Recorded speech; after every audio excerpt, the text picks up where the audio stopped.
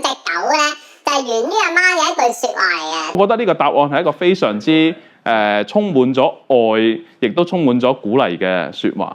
我咧細個嘅時候咧喺九龍城住我喺我屋企出面咧就夜晚咧成日聽到啲 BB 仔喊嘅聲喎，嗰啲好似哀哭嘅聲音咁。同我當時嘅女朋友一齊養啦，即係而家嘅老婆，我得個女朋友啫。即係呢方面專家，佢嘅歷史應該超過我個年齡㗎啦。各位弟兄姊妹、各位觀眾，主內平安。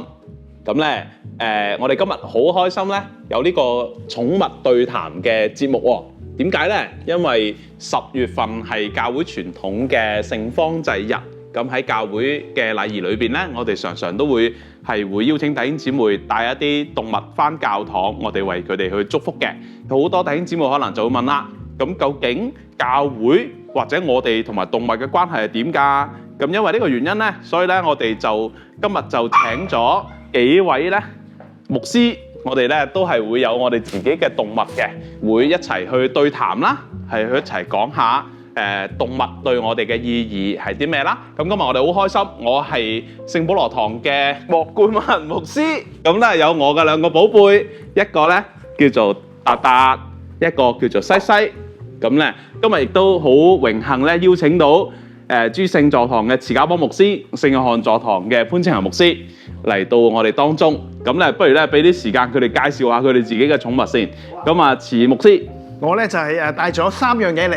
咁咧我帶咗我嘅未夠3歲嘅緬因貓 Noddy、黃腿象龜阿七，同埋2隻虎紋榮元阿公同埋阿乸。歡迎阿七、阿公、阿乸 Noddy。咁啊，潘牧師。大家好，我係聖約翰座堂嘅潘正恒牧師。咁咧，你見咧我係冇帶任何嘅動物出嚟噶。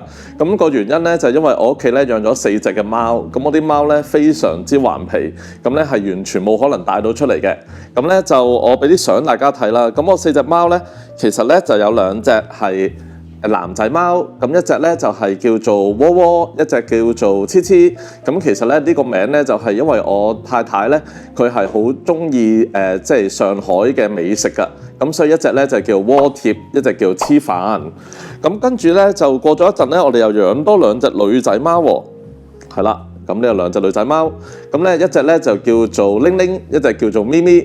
咁咧點解叫做個名有啲唔同咧？咁樣咁咧原來咧我哋養女仔貓嘅時候咧就覺得啦，如果佢介紹自己咧，介紹自己係一啲食物嘅話咧，咁咧就好似唔係咁好啦。咁於是咧我哋就揾咗2個日本名俾佢哋，一個咧就係我太太最中意嘅一個歌手，就係椎名林檎，所以咧隻咧叫做 Shina Lingo。另外一隻咧就係叫做阿丫拉咪，就係凌波麗啦。非常之開心喎！咁咧頭先阿潘牧師係介紹咗嗰啲貓貓嘅改名嘅來源啦。咁阿慈牧師聽佢改名咧就似乎比較隨意同埋隨心。咁咧就我呢2隻狗啊，點解一隻叫做達達同埋西西咧？咁達達咧開始其實我都唔記得點解叫佢達達啦。但係當我養咗呢隻達達之後咧，後來咧當我再養西西嘅時候，我問呢隻狗仔叫咩名好咧？我有個朋友就話：不如你成屋一齊叫達文西啦，你又叫阿文，佢又叫阿達，咁啊佢叫阿西啦。咁於是咧，我哋全家咧就係叫做達文西啦。咁我又想問下2位牧師喎，你哋一開始咧點解係會想養動物嘅咧？我特別問下慈牧師咧，慈牧師係呢方面專家，佢都係養動物嘅歷史應該超過我個年齡㗎啦。因為我細個嘅時候咧，屋企環境唔好咧，冇乜玩具嘅細個嘅時候。咁我當時我跟阿太婆住嘅，咁咧每次咧佢喺街市買完餸翻嚟嘅時候咧，都帶一樣我嘅玩具俾我。有時係田雞仔啦，有時當時喺街市買嘅鴨仔、鵪鶉仔、雞仔，甚至乎咧蟹都買過翻嚟。咁但係慢慢過程當中咧，讓我覺得咧動物陪我成長咧係一件好開心嘅事情。咁咧慢慢長大之後咧，就發覺咧當佢哋離開嘅時候，我會好傷心。咁我仲記得咧係最特別嘅時候咧，當時我係讀緊1年班啊。咁一次媽媽同我經過九龍城一個地方咧，就見到啲綠色嘅龜仔，大家知道嗰啲巴西龜啦。當年咧係我1年班嘅時候，大概4蚊一隻。我記得當時媽媽知道我中意，行咗2轉就決定買俾我啦。咁嗰次我好感動啊！咁因為媽媽係好錫我，咁從嗰時開始我哋越嚟越喜歡動物啦。潘牧師咧，你係咪第一次養貓啊？其實咧對我嚟講咧，我唔係第一次養貓。我咧細個嘅時候咧喺九龍城住啊，咁九龍城咧就我喺我屋企出面咧就夜晚咧成日聽到啲 BB 仔喊嘅聲喎，咁又覺得咦係咪因為對面住咗啲小朋友，所以有啲喊嘅聲咧？咁點知咧喊咗3年5年咧又繼續喺度喊喎。咁即係 BB 仔冇可能喊3年噶嘛，因為3年後就唔係 BB 仔啦咁樣。咁後尾咧，我發現咧，原來咧係我屋企出面個天井咧就住咗一竇貓喺嗰度。係。咁啲女貓咧一到春天嘅時候咧就會係咁叫噶啦，咁樣係啦。咁咧就所以有嗰啲好似哀哭嘅聲音咁。咁因為即係見到有貓啦，咁就開始就諗啦，我屋企養唔養貓咧？咁特別我有個妹嘅，咁我妹咧就好想養貓，咁所以咧到我中學嘅時候咧，我就即係我哋兩個就阿媽咧就養咗一對嘅貓，咁一隻咧就叫 Ducky， 就一隻全黑嘅貓嚟嘅，一隻咧就叫小碧。咁我最記得咧，小碧嚟到我哋屋企嘅時候咧，佢係因為佢曾經流浪過，所以佢好驚。咁佢一見到嘢食咧，佢就係咁食，係咁食，係咁食。咁食到咧，佢唔好細隻咧，個肚咧好脹，好似個啤梨肚咁樣。咁後尾咧，慢慢咧，佢先係知道啊，原來呢度係有一個安全嘅地方。咁佢咧就可以食，即係喺度正常嘅生活啦咁樣。咁Ducky 咧，其實到我大約係出咗嚟做嘢之後啦，咁佢因為癌症咧就去世啊，咁其實個過程都幾辛苦。咁阿小碧咧就好頑強啦，小碧咧其實咧自細啲牙咧唔好啊，佢甩剩咗4隻犬齒，咁就因為食嘢食得少咧。就所以就好瘦好健康啦，即係人都一樣啦，即係食得太多嘢就冇咁健康，食得少啲嘢咧就健康啲。咁佢最尾就21歲先過身咯。咁呢個係我第一次養動物嘅經歷。21歲飛水長壽。咁而家呢4隻咧，潘牧師點解你又決定係養呢4隻貓咧？係啦，咁咧呢4隻咧其實介紹下先。嗱，窩窩黐黐之前介紹咗啦，咁佢哋而家咧就係9歲噶啦，已經即係咧開始步入老年貓嘅一個嘅時間啦。咁細個嘅時候咧，大約係15、16年咧，其實我哋覺得即係我同太太結咗婚啦，跟住一齊住啦，咁跟住然後咧就覺得不如我哋都想養啲動物仔。其實嗰時好單純，冇乜諗，即係想咩嘢。咁我哋兩個都好中意貓，咁就上去嗰啲貓義工嗰啲嘅網咧，就去睇下啲貓。咁跟住就見到呢2隻貓，咁就好可愛啦。佢哋細個嘅樣，咁但係養嘅時候咧，其實咧嗰個貓義工咧都同我哋講定，就話咧佢哋現階段有啲曳，咁就因為好中意打交嘅。咁特別呢隻阿窩係啦，黃白呢隻咧阿窩貼咧，佢咧好曳㗎。佢細個嘅時候。咁就有一次咧，我哋係喺個窗台上面咧擺咗啲飾物咁樣啦，咁佢就行過個窗台，佢見到個飾物咧阻住佢喎，咁咧佢好得意咧，佢就望一望我哋，跟住隻手咧就擺個飾物側跟，跟住再望一望個飾物，跟住咧就望住我哋。一嘢就撥咗個飾物落地下啦，係啦，即係咧佢係完全係一個投訴式嘅方式，係話俾我哋聽，你唔應該擺呢個喺呢度㗎咁樣，咁係啦，咁所以咧就養咗呢2隻男仔貓啦。咁既然我都嘉賓唔問我，問我自己啦，點解我養佢？點解養咧？係啦，你點解養咧？係啦。點解我養呢2隻狗咧？就係源於阿媽嘅一句説話嚟嘅。通常咧你問啲小朋友。細個都係扭阿媽話要養狗嘅係咪？阿媽通常都係一個回答。我估在座唔係我哋電視機前嘅朋友都會講呢一句説話，就係我養你咩養得掂？你大個之後你先自己養啦咁樣。咁咧可能咧就係呢一句嘅説話咧，就讓我係總係想當我大個嘅時候就可以養翻一隻狗或者一隻貓，咁但係咧，我當初都係諗緊究竟係養貓定係養狗啦咁樣。但係後來諗住我從來冇養過狗喎，咁不如我試下養狗啦。咁所以咧，當我真係神學院畢業啦，咁嚟咗聖保羅堂之後咧，咁有一個自己住嘅地方啦。於是當時第一件事就係諗住養翻隻狗先咁樣。咁養咗狗之後咧，第一個養嘅係達達啦。後來就同埋所有想生第2胎嘅人一樣咧，就係咧覺得咧第1胎咧係好孤單。咁通常都係有後悔嘅，生咗第2個之後，咁咧就第2年就養咗西西啦。咁就覺得係為我嘅成個生活咧係帶嚟咗好大嘅唔同。不過我唔講住呢個問題咧，又可以問下2位牧師先。你哋覺得咧養動物對你哋嚟講，佢改變咗你生活嘅咩嘢？又或者你有冇影響咗你點樣去睇你嘅信仰啦，又或者影響你睇你嘅人生或者目的咧咁樣？我覺得咁樣嘅上帝創造生命其實係一樣好奇妙嘅嘢嚟嘅。咁我諗作為基督徒，我哋對生命嘅了解咧就唔係淨係人咁簡單咯。即係同動物接觸過嘅人咧都知道咧生命係好豐富嘅。我舉一個例子，有一次咧有一位喺外國翻嚟嘅神學院嘅院長同我食飯，佢就問我，佢話卡邦啊，你知唔知道狗可唔可以上天堂？咁我就話呢個問題好似膚淺咗啲喎。咁我就問佢啦，我話你係咪以前咪問狗有冇靈魂啊？佢話係啊。我話點解你咁問啊？佢話因為我而家養咗狗，感覺就唔同咗啦。因為佢以前未養狗嘅時候咧，就發覺冇乜關係。但係佢養咗狗之後咧，就發覺狗同佢個生命當中好多聯繫啦、溝通啦、情感嘅交流啦。咁我覺得係呢個對於佢嚟講好珍貴。其實一路以嚟我都有呢啲感覺。特別係我記得第一隻養嘅貓喺我讀神學嘅時候咧，喺宿舍偷偷地養啦嚇。可唔可以講得你邊間神學院啊？嗰陣時同我哋好多牧師都一樣㗎嚇。老一輩嗰啲啊，咁咧同你都一樣啦。我哋三個都係而家有嚟㗎，冇錯。咁咧就同我當時嘅女朋友一齊養啦，即係而家嘅老婆，我得個女朋友啫。咁樣咧就我哋攞翻去養嘅時候咧，就同我最多唔明白，慢慢到好中意佢，因為佢實在好多交流啊。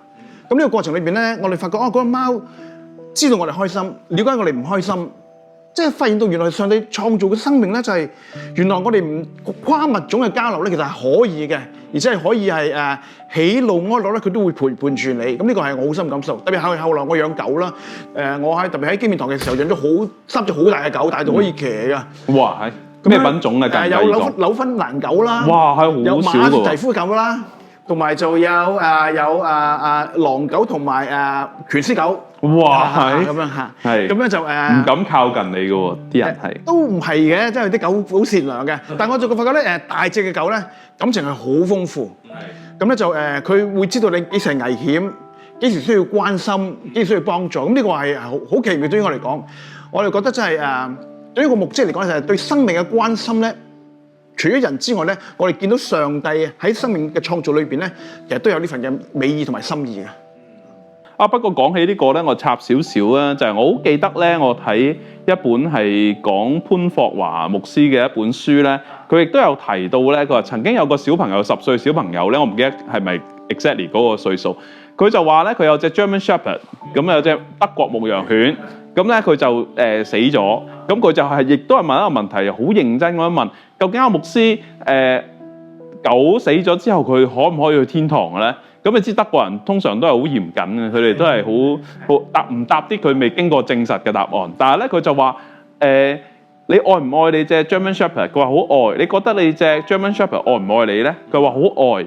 咁佢話如果你哋兩個都係愛，而上帝又係愛嘅話咧，咁好有可能咧，你哋大家都會一齊翻去愛嘅根源裏邊。咁我覺得呢個答案係一個非常之充滿咗愛，亦都充滿咗鼓勵嘅説話嚇。咁啊插咗少少啦，咁係啦。請阿潘志仁牧師，你又講下啦，你養動物之後對你嘅人生有啲咩，或者對你嘅信仰啊、牧職有咩影響改變？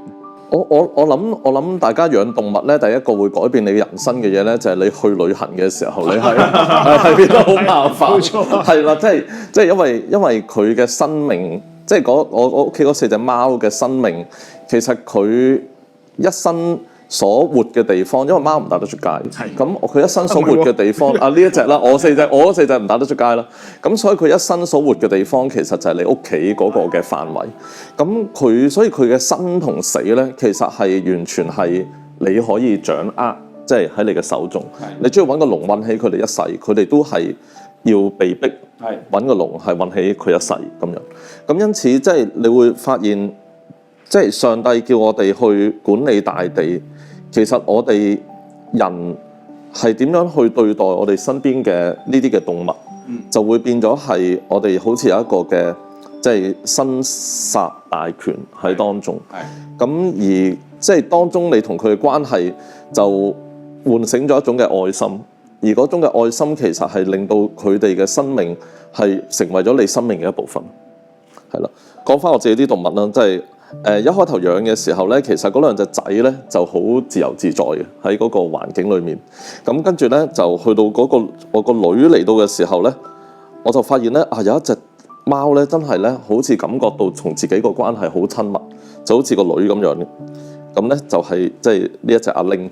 係，係啦，我都見過。係啊，好嗲嘅，係啦。咁我哋咧就亦都會即係個情感嗰個關係咧，我去到咧，即係我係好難想像，如果佢有一日死亡嘅話，係會有啲咩？即係我哋會幾傷心啊咁樣。咁就話回答翻你嗰個關係嘅問題，即係如果佢只係一隻世界某一隻嘅貓死咗咧，可能佢唔會牽動到你咩情感，但係正正就係因為呢個關係而令到嗰種嘅情感同埋愛咧係發生，係咁所以即係發現即係你係對佢嚟講好重要，縱使佢唔係真係好意識到呢件事，係。我諗其實都係意識得到嘅。我記得我最後喺我生命當中離世嘅一隻狗，其實我喺愛護動物協會領養嘅。咁佢6個月嘅時候嚟我屋企，佢9歲嘅時候死嘅。咁我仲記得佢死之前嗰個星期咧，我開始覺得佢有啲憂鬱嘅情況啦，食嘢食少咗。咁但係佢喺獸醫第一次佢冇問題喎。咁啊再次去嘅時候咧，佢已經係唔係幾開心啦。咁醫生要佢留醫，佢一留醫入嗰個嘅住嘅地方咧，佢突然間 stroke 啦，咁就走咗。嗰刻咧，我喺呢個佢張床上邊咧，我喊到成間診所都聽到啊！咁我諗我好耐冇試過喊得咁大聲，但係嗰次就係好慘啊！咁就呢個感覺就好似你一個親人離開世界咁樣樣。養咗狗之後咧，我覺得我自己更加似一個人。咁咧就係每一個生命係上帝賜俾我哋去照顧、關心，從一個過程當中咧係去體驗上帝嘅愛嘅。咁呢個其實係我哋嘅福分嚟嘅。其實動物今日受苦咧係因為我哋嘅罪嘅緣故。當我哋悔改、重新得着耶穌呢個生命嘅時候，我哋就知道點樣去對待上帝所創造嘅其他動物嘅。